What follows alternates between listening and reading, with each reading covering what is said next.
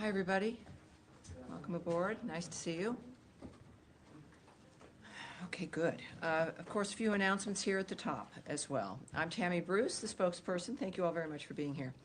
This week, the Trump administration and the Department of State achieved significant milestones, advancing peace, strengthening U.S. partnerships, and realigning foreign assistance to better serve American interests. The Quad, a partnership between the United States, India, Japan, and Australia, held their foreign ministers meeting here in Washington, D.C., right here at the State Department. These officials, representing 35% of the world's combined GDP, advanced an ambitious agenda to enhance collective security and economic resilience. Quad countries agreed to expand maritime law enforcement, cooperation across the Indo-Pacific, reinforcing their shared commitment to uphold international law and freedom of navigation. They also launched the Quad Critical Minerals Initiative, a landmark effort to diversify and secure global supply chains in strategic sectors, ensuring our economies remain resilient against coercion. I can also announce the completion of a major foreign assistance reform effort. Secretary Rubio remarked that the U.S. Agency for International Development will no longer implement foreign assistance programs going forward. The Department of State will take the lead on administering foreign assistance programs with a mission that directly advances our national interest, accountability, strategy, and efficiency. This restructuring puts U.S. taxpayers and American priorities first, marking a new chapter in global leadership. Tomorrow, President Trump will headline the kickoff of America 250 at the Iowa State Fairgrounds, launching a year-long celebration of our nation's 250th anniversary under the banner A New Era of American Greatness. The America 250 National Tour will bring community-focused celebrations to all 50 states and U.S. territories. Finally, this week, Americans around the world will join in celebrating our nation's independence. July 4th is a time to reflect on the freedoms and liberties we all cherish, and we wish everyone a safe, happy, and meaningful Independence Day. And with that, we will take your questions. The imperial we, the individual I. All right, everyone. Yes, sir, go ahead. I know, just to slip through there. Go ahead, yes, sorry, sir. just a quick question on Iran. Iran announced today that it's suspending its cooperation with the IAEA. Surprise. I would like to have your thoughts I have comments a few. on that. Yes. We of course, do have a little bit to say in that regard. First of all, and I want to get this correct here, it is, we'll use the word unacceptable, that Iran chose to suspend cooperation with the IAEA at a time when it has a window of opportunity to reverse course and choose a path of peace and prosperity. Iran must cooperate fully without further delay. Prior to the, as will the shutting down of your phone, that has to proceed without delay. Prior to the United States' successful military operation, Iran was amassing a growing stockpile of highly enriched uranium for which there was no credible peaceful purpose, and it was the only state producing highly enriched uranium up to 60% that does not have nuclear weapons. Iran must fully comply with its safeguards agreement required under the NPT, including by providing the IAEA with information required to clarify and resolve long-standing questions regarding undeclared nuclear material in Iran, as well as provide unrestricted access to its newly announced enrichment facility. We look forward to further detailed reporting from the IAEA about this. It is worth repeating, as we've made tremendous strides to this through Donald Trump's leadership, Iran cannot and will not have a nuclear weapon. The President has said this repeatedly. The Secretary of State has said this repeatedly. We have repeated it from this podium. And at this juncture here, it is, of course, again, unacceptable that Iran is choosing to suspend cooperation with the IAEA. And answering your question, Daphne, yes. Thank you. On this final ceasefire proposal for Gaza that Trump has said Israel has agreed to, Does it include provisions for Israel pulling out of Gaza? What I am going to, the president had a message about that from last night, and I'll read that for you. So we just get this on the record here. From the President, Donald Trump. My representatives had a long and productive meeting with the Israelis today on Gaza. Israel has agreed to the necessary conditions to finalize the 60-day ceasefire, during which time we will work with all the parties to end the war. The Qataris and the Egyptians, who have worked very hard to help bring peace, will deliver this final proposal. I hope for the good of the Middle East that Hamas takes this deal, because it will not get better. It will only get worse. Thank you for your attention to this matter. As far as your question about the details, I won't go into the details of what's in the proposal.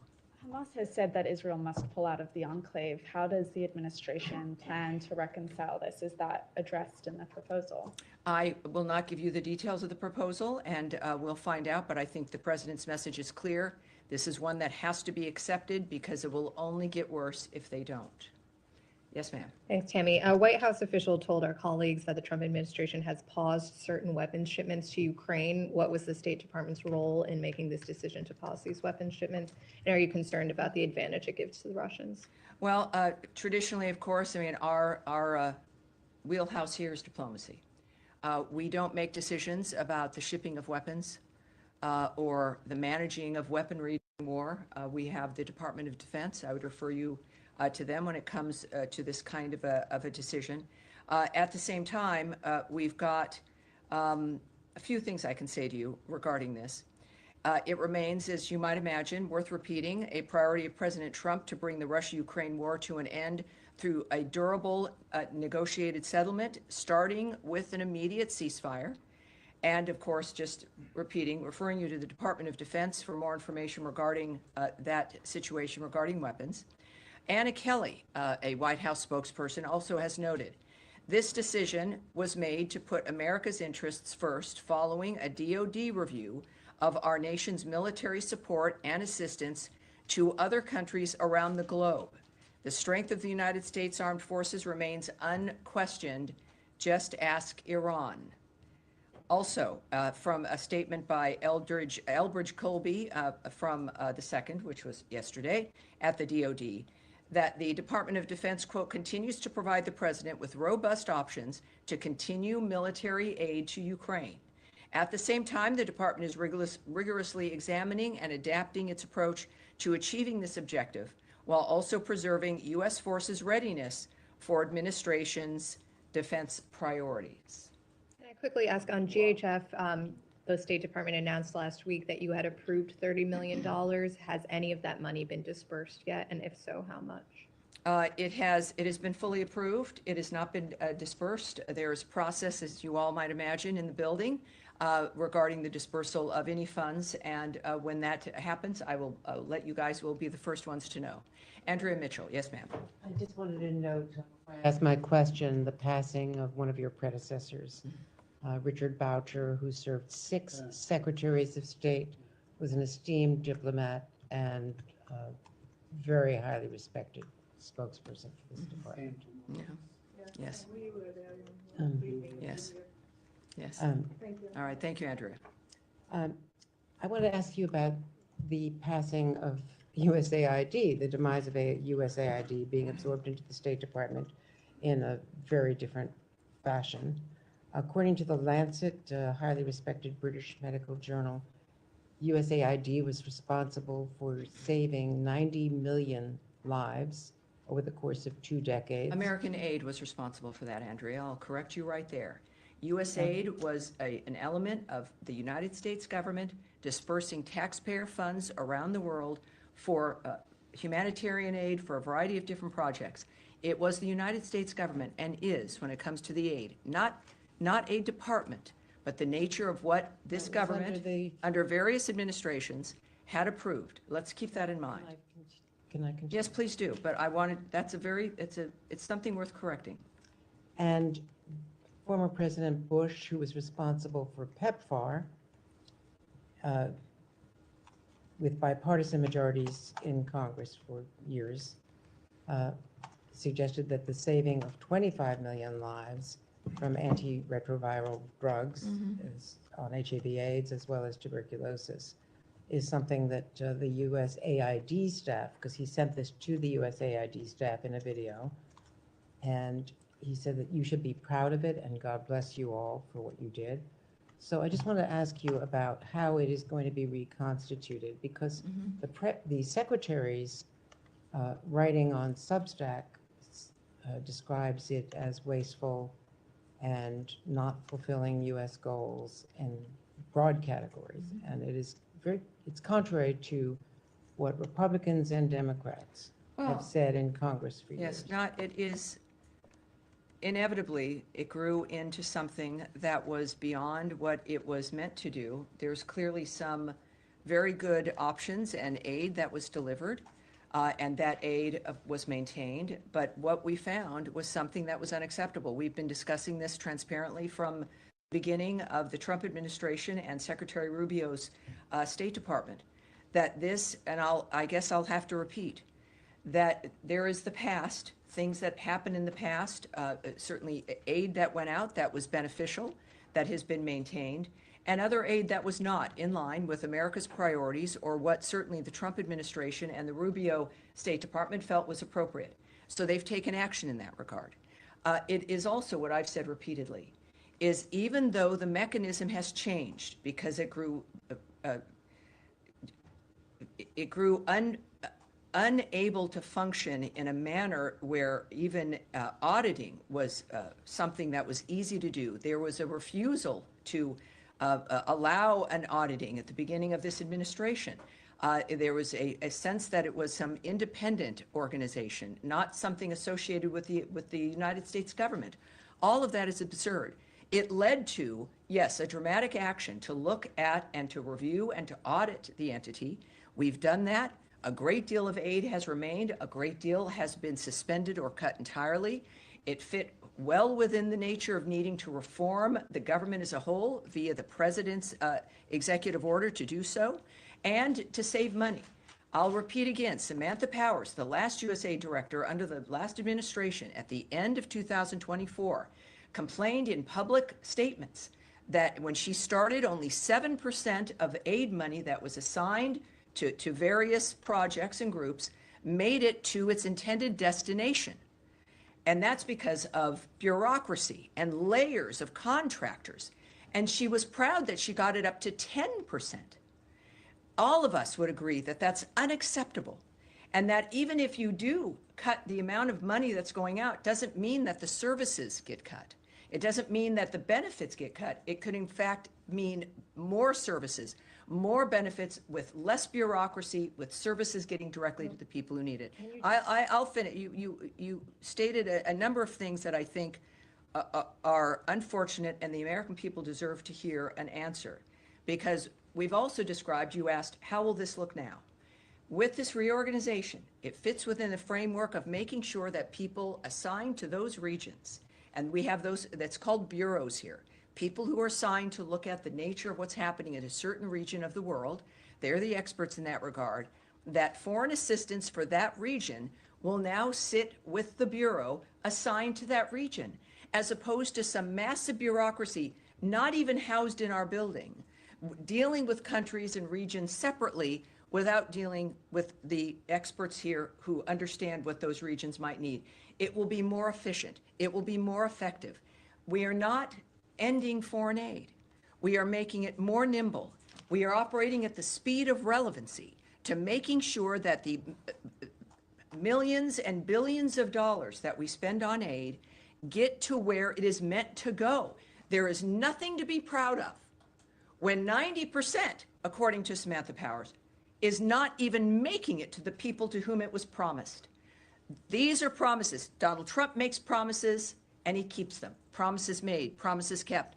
We will be doing that also now with foreign aid, with the new structure of how this will be working. We are, of course, it is in our DNA. We exist in large part because of the nature of what America stands for as a beacon of hope for the future for the world. We've died on that principle. We live on that principle, and we are giving foreign aid on that principle, but it will be functional, it will be auditable, we will know where it's going, and we will see results. All right, yes, sir. Thank you, Tammy. I have two questions on Ukraine. I want to press you a little bit more. I know you referred to the Defense Department. Yes. But the Ukrainians, appear to have learned about it from the media this morning. Is there any reason behind the failure when it comes to communicating this to the Ukrainian allies? I would argue that that is not correct. Obviously, perhaps some Ukrainians heard about it in the news. Our communication lines with Ukraine have always been robust. While it was not, well, I will not discuss who delivered the news, but that is a conversation clearly that is something that occurred because of the importance of this project to the United States. We have been Ukraine's biggest supporter emotionally, militarily, financially, and there's a reason for that. At the same time, as we've also said and the President has said, and the Secretary, that we in fact have got to make sure, that because we have a global front of what it matters to America, and that's why we've been asking our European partners and allies and friends to also chime in because of the nature of the fronts that we are always dealing with around the world.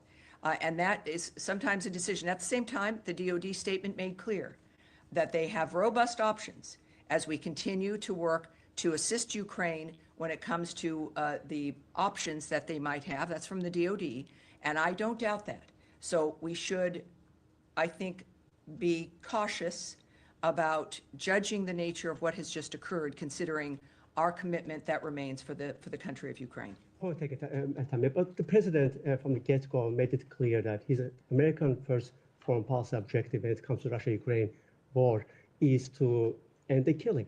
And these are defensive weapons that Ukraine needs that for that very reason, to end the killing of Ukrainians by the Russians. How do you square that circle? Well, it's not, one doesn't need to complete the circle or square it. Our commitment hasn't changed. The nature of how we're able to make that commitment is going to be based on what is best for America first. It is the president's point of view, his guiding hand about the nature of what needs to occur. And it is certainly two nations at war. And America has made a huge difference in that regard. And the president still has worked to have people at the table, that this can only be solved diplomatically. That, of course, is the State Department's wheelhouse. And that's what he wants. He has made several remarks returning to this now with the Israel-Iran situation at least managed. And this is not something that the president is not addressing. It is clearly on our plate all the time. And certainly, he is specifically referred to the nature of the continued slaughter. It is unacceptable. It is a horrible dynamic, the targeting of civilian areas. The world knows this. This has been something that's been discussed. The president has expressed his fury over this issue, and that has not changed. So, again, be cautious as things move along from day to day. Yes, sir. Thank you, Tammy. Just going back to Gaza, I know you said you didn't want to go into details, but can you perhaps... You can ask. I might not answer. Well, I'm yes. going to ask if you can perhaps speak more broadly then about what gives President Trump so much optimism that he can get the deal through within the next few days, especially given that the parties are still so far apart, with Hamas saying it wants Israeli forces out while Israel say it wants an end to Hamas. So there's a lot of daylight still between those two. Well, parties. is there? Well, can you Well, speak but more you see, broadly we about should that? not, you're presuming a great deal, which people do have to presume, because the details of something like this, of course, do remain with the negotiating partners, the leaders of nations. What you can tend to see in the media often is just simply not true, or wishful thinking. But whatever it is, what I think we all have noticed, and this is not giving away anything, is that the Middle East changed a couple weeks ago, very dramatically. It changed forever. And the work of the President of the United States, thank God for him, is going to make sure that this is not a lost opportunity. We can say this simply by having watched him most of his adult life in some capacity, but certainly with what he's given up and sacrificed to be the leader of this country. So the Middle East changed dramatically. This is an opportunity in the midst of this new world to make a different kind of decision. He is optimistic. The president, is very honest. Sometimes he's pessimistic, and he'll let people know. Again, he's a transparent man, which sometimes can be unusual. We're not used to always hearing it, but it's extremely helpful. So while I don't know the detail of what makes him optimistic, I know to trust him. I know to not second guess him. I know that we understand that he's in the midst of something that can change every day. That's also not lost on him. But the changes that he's been able to bring about has been brought about by the power of his personality and leadership, along with the support of an American government that is in line and embraces what he wants to accomplish. I think that is why he's optimistic. Seems to be a different tone. I hope it works. Of course, again, these are all fluid situations, but he knows things that we don't. And I look forward to finding out if it's this week, if it's next week. But I'm grateful that he's the one making the decisions. Nadia. Thank you, Tammy. Just to go back to the Middle East, is the 60-day ceasefire proposal, was it the same one that Mr. Witkoff proposed to both parties, which includes releasing 10 I can't speak to that, 15? one way or the other. I won't give you details regarding that. No details at all? No, I'm sorry, I can't. Okay. Just now, you just condemned the attacks on civilians in Ukraine. Of course. Yesterday, there was an attack on a beach cafe in Gaza where 24 civilians were killed, including our colleagues, a female journalist was killed as well. Does the United States condemn the killing of civilians and targets? Well, we have always, one of the reasons why we do what we do is because no one wants to have civilians killed, either in a terrorist act, in war. One of the things that the President has repeated, as has Secretary Rubio, is that the carnage has to stop. We have decried the killing of civilians throughout every conflict that exists. At the same time, it's why war is hell. It's why we want something more than a ceasefire is important, but it can't be back and forth. There has to be a durable end to all of these conflicts. So we mourn like everyone, of course, the killing of civilians, with whomever it is that's engaging in these conflicts. But that is why we're so committed to Gaza, to Israel's right to defend itself. We were as horrified by October 7th and the slaughter of those civilians. This is why it has to end. There is aggressive actions where if you're in war, or if you're defending yourself, and these are civilian areas, it's horrible enough. And it's another to deliberately target civilians for the sake of it. And those are the monsters that we are trying to stop and that the world has tried to stop for generations now. So this is why our work continues in Gaza, why the ceasefire is important, and why the end of war and the status quo that so many people have grown rich from has got to end. Saeed. Thank you, Yes, Tammy. sir. WHO, the World Health Organization, said that 112 Palestinian children, many of them are newborn and so on, are sent to whatever remains of the hospital because of malnutrition. It's because the aid is just not getting through. And my question to you is that basically a statement or evidence that the aid that has been going in is not enough and is not sufficient, that maybe the aid ought to be the responsibility of those who have had a great deal of experience in doing this, consistent with all the international organizations that have stated to that effect. Well, two parts I'll answer that. First of all, there's one entity that has gotten food and aid into the Gaza Strip, and that's the Gaza Humanitarian Foundation. We know this. This has been a fact of the matter. And that's, I think we're now up to 56 million meals distributed. So it's still within a war zone. We had a ceasefire that Hamas broke. I would say on the other issue, when it comes to the horribleness of what happens in a war zone, in this case in Gaza, it is occurring because Hamas refuses. It broke a ceasefire on October 7th. It broke another ceasefire that was attained for the Gaza Strip. It is now refusing, at least up to this point, prior to the change in the Middle East, to continue to agree to another ceasefire. They maintain their firearms. They are maintaining hostages, people they've kidnapped. And so, yes, it is horrible. And it's something that we are working to stop.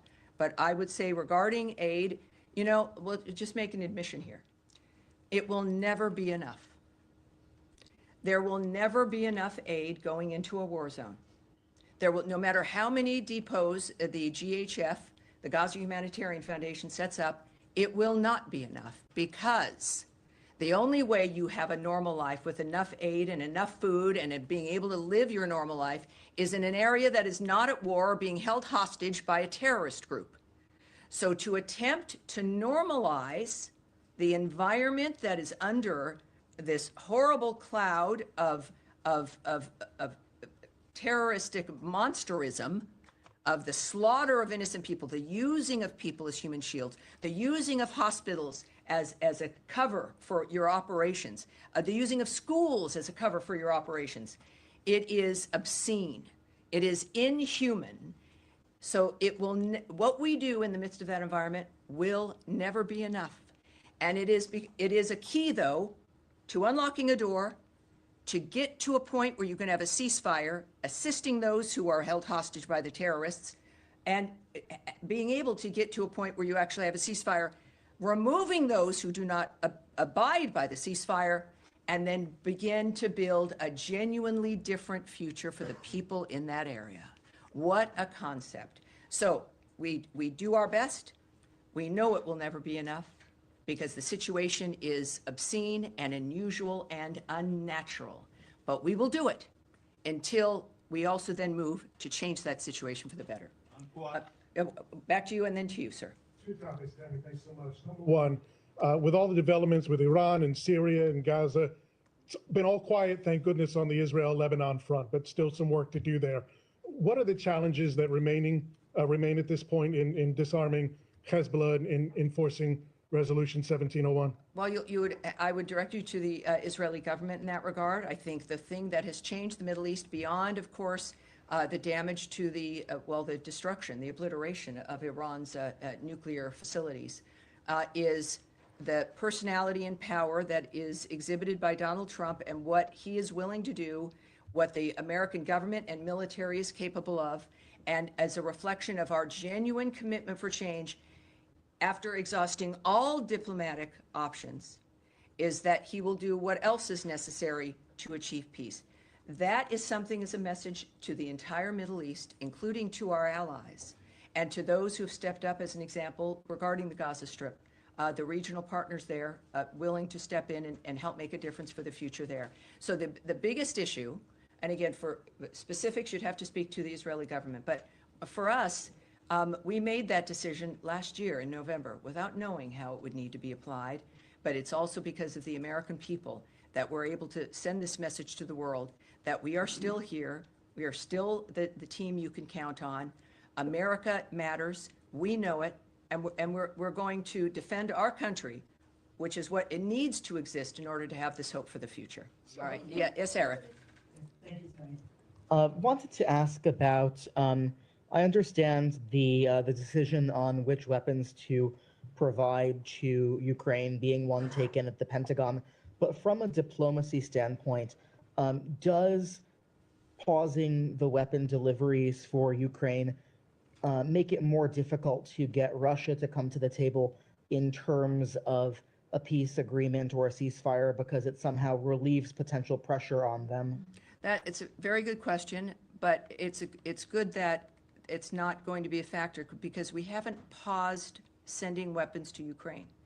This is one aspect, one situation, one event that has been changed. As you heard from the DoD, there are multiple robust other options and efforts regarding the Ukrainian situation with weapons. Again, I don't speak for the DoD. I can only refer to their statement and to what they've stated very bluntly. The president has also indicated his remaining commitment regarding Patriot missiles. This is not, I will reinforce this is not a cessation of us assisting Ukraine or of providing weapons. This is one event in one situation, and we'll discuss what else comes up in the future, but be wary of painting too broad a brush there. All right. And another, sorry. One more. You just a few minutes ago put out a statement about about Secretary Rubio's phone call with the foreign minister of Mexico, Juan Ramon de la Fuente, in which they spoke about issues relating to transnational crime, terrorist organizations, of which the Mexican cartels were declared on in the first days of this administration. We were busy. We are busy. Yes. I was wondering if you could talk about the importance of the relationship with Mexico, but in particular, the designation by the Treasury Department of Mexican banks that were involved in money laundering, and whether that was part of the discussion between the secretary and his counterpart. Well, other than what was on the readout, and for the Americans watching this, you too can see the reports of phone calls and meetings that we have. We put out things called readouts, which give some detail of a phone call, not everything, it's not a transcript, but you can go to state.gov, here I go, and you can subscribe, and you have a lot of different options. You can get statements by the secretary, you can get schedules, you can get just all kinds of things, and I encourage everyone to do that. But I would say that it's clear that we have an excellent relationship with Mexico. We have, and they've been very helpful regarding the border. The conversations are good. Of course, we've made some designations which help this country, but also the world, in recognizing certain foreign terrorist organizations for being such, and certainly criminal cartels. So I won't give you any more details about the call than what was publicly distributed, for the most part, but I can tell everyone that our relationship is excellent, and this, of course, is part and parcel of the Secretary's theory regarding diplomacy, is that it's about people and it's about relationships, and we reinforce that all the time. I have a feeling I will never again hear from Matt Lee if I don't call out on him because you seem to, maybe it's you have a shoulder issue, that you can't raise your hand. Did you have, like, I had torn rotator cuff surgery once, and it was very difficult to raise my hand. Well, I said you have a bruise on my elbow. Well, that's because you're sitting with your elbows on the table, not raising your hand. What can I do for you, sir? Well, actually, I have a very easy question. Do you know, is Secretary going to be joining the President and Prime Minister Netanyahu at the White House on Monday, or does he have other plans? The Secretary's schedule I can't discuss at this point. Sorry, it was an easy question and an easy answer. Okay. Is that the depth of it? Yeah. All right, sure. All right. Now, wait, hold on one second. You, sir, and then you'll go. Go ahead. Question on Iran. As you mentioned, Iran's nuclear program has been shattered by the U.S. and Israeli Has attacks. been past tense, but yes, but go ahead. The Iranian foreign minister has asked for assurances from the U.S. that there will be no attack on Iranian soil if the talks are going to be resumed, if there's going to be a resumption of talks between Iran and the U.S. What's the U.S. stance on this? Well, again, I'm not going to get ahead of my skis here and preview for you what the Secretary or the President might decide, because it certainly is in the President's hands.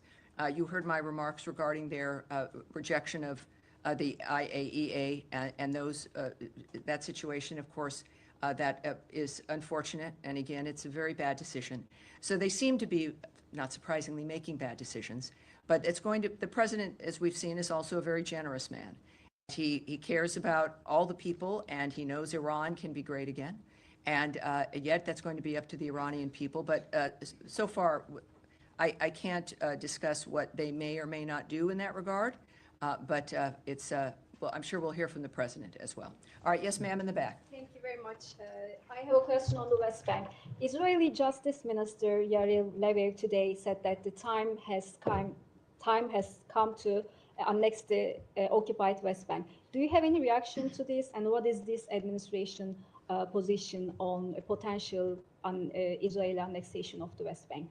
Well, I think that is specifically something that the White House would be able to answer for you, but I also know that our position regarding Israel, the choices it's make, is that we stand with Israel and its decisions and how it views its own internal security.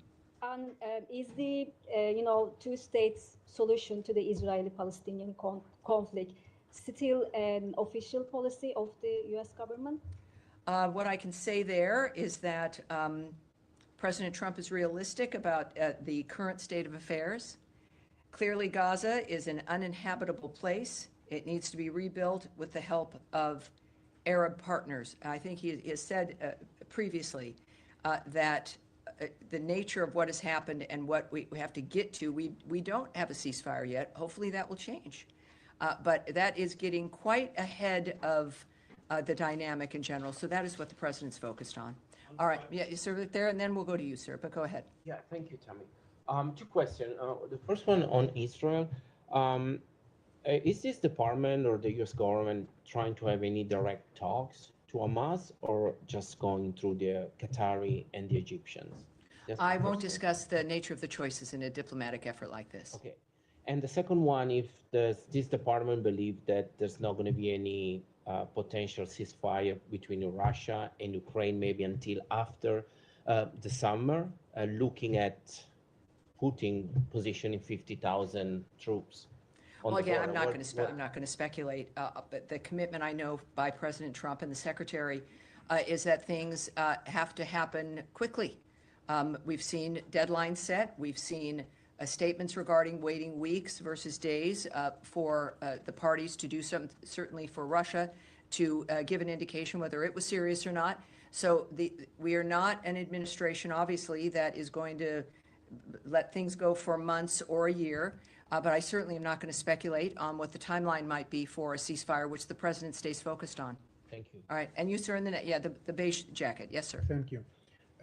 How does the State Department interpret Iraqi Prime Minister statement that disagreements between Baghdad and Washington could undermine the relationship between both sides? And can you comment on? We're going to have to take that. We're going to have to take that back. But go ahead for a second one. Can you comment on reports that Iraq has moved to accelerate a radar system deal with South Korea in light of recent regional developments? We're going to take that back as well, if you don't mind, sir. When we say, again, for Americans watching, when we take something back, we get an answer for that reporter, and we get the answer right back to you, sir. And we will do that for sure. All right. Yes, go ahead. USAID, given that the official closure of it happened this week. Sure. Will state or the administration be releasing a breakdown of how much it has cost to shut down USAID for the taxpayer to be able to see that? For example, how much does it cost to bring some 2,000 USAID officers back from the field to the US, including their family members? How much does it cost to do payment settlements for contracts and grants? How much does it cost to sever local staff? I love that there's now questions about how much things cost. We are not used to those kinds of questions. I don't direct the nature of the choices that are made about what's conveyed, but I think that what obviously has underlied all of this and what we know when it comes to the saving of money is that we are saving Americans a lot of money. And I know it's going to be in the interest, as I will argue, to share with the American people, and we tend to share how much money we're saving them. Now, in the midst of us doing our work, there's also expenditures. There always is. So it costs money to run this building, as we are also saving money in other ways with things that were wasteful programs. So we will, certainly the American people will see the results of the fruitfulness of this work. Will that part be public or not? Well, I think certainly as they've been public in the past, certainly the Trump administration is public about money that's already been saved through a variety of work, including DOJ's work. I don't know how that will look, and I'm not going to get ahead of that, but I would think that, yes, obviously they're going to be proud of the nature of the money that is saved, and in order to make sure the American people know what that effort has gotten to us. Yes, ma'am, in the pink. Two questions. First question about the aid delivery to Gaza. Since there were so many Palestinians killed or injured during getting this, is GHF looking at all into another dynamic, another way to deliver aid into Gaza? And the second question, President Trump said many times that he has another vision for the Middle East. He wants a permanent solution for Gaza. This is a deal for 60 days. Could we look at this as he's laying the ground for a permanent ceasefire in Gaza, or is this just another attempt? What he does because he expects it to work and it leads to what he wants to accomplish. This is, in any dynamic, and certainly in this framework, as we've even said about Russia and Ukraine, you can't discuss anything else until the shooting stops. You can't discuss what the peace will look like until you stop killing people. That's clearly, I think, a very basic dynamic.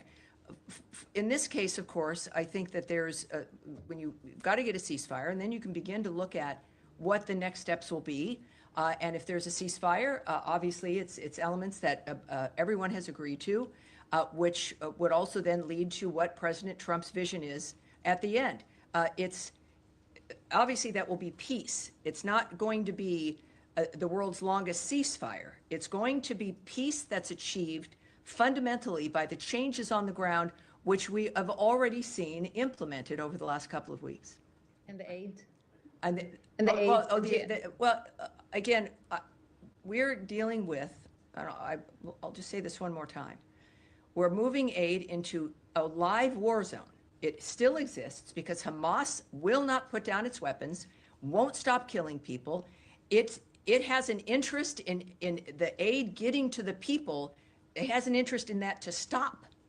Their strength has been to control the food, to steal the food, to use food to make money, to use food to keep the Gazan people at bay, reliant only on them. It is dangerous to have people who are getting food, who are getting their meals, who realize that something else can help them other than the monsters who've been running their lives. So they have an interest in creating a horrible environment. It is a war.